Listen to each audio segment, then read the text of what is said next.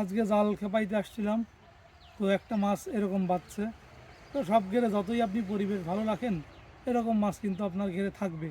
এটা নিয়ে টেনশন করার কিছু নাই। একটা দুইটা মাছ ধরেন ধানের ভিতরে চিটে যেমন থাকে সেরকম থাকবে, এটা নিয়ে টেনশন করার কিছু নাই। এই মাছটা যদি ঠিক মতন খাদ্য খাবার খাইতো, তাহলে এর কিন্তু আর এই অবস্থা হতো না। দেখেন, এর শুধুমাত্র এই একটা পা বা দেহের আর কোনো পাটা কিছুই নাই, হয়তো বা অন্য মাছের দ্বারা সে আক্রান্ত হয়েছিল। মাছটা নরম এখনও, কিন্তু মোল্টিং করতে পারি নাই। এবং খাবার খাইছে কি না, যদি খেয়ে থাকে, আমি খাবার দিচ্ছি টং হয়ে, দেখাবো আপনাদের যে খাবারের কোয়ালিটিটা কেমন এবং মাছের খাবার হজমের যে ব্যাপারটা, গাটের কোনো সমস্যা আছে কি না আমি আপনাদের দেখাচ্ছি।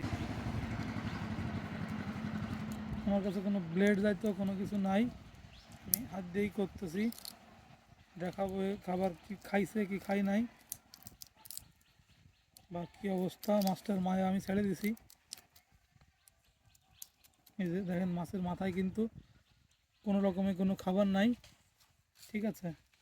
এই যে খাবারের যে থলেটা আছে, সেটা আমি খুলে বের করতেছি।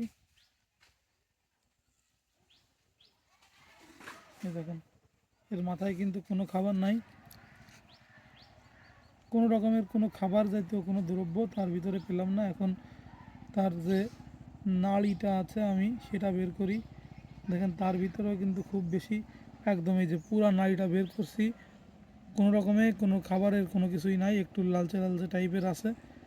তো যে মাছ কন্টিনিউ খাবার খাইতে পারবে বা কন্টিনিউ খাবার খাবে, তাদের এরকম হওয়ার সম্ভাবনা কিন্তু নাই। এবং ভালো প্রোটিন পার্সেন্টেজের খাবার কিন্তু আমিও দিই।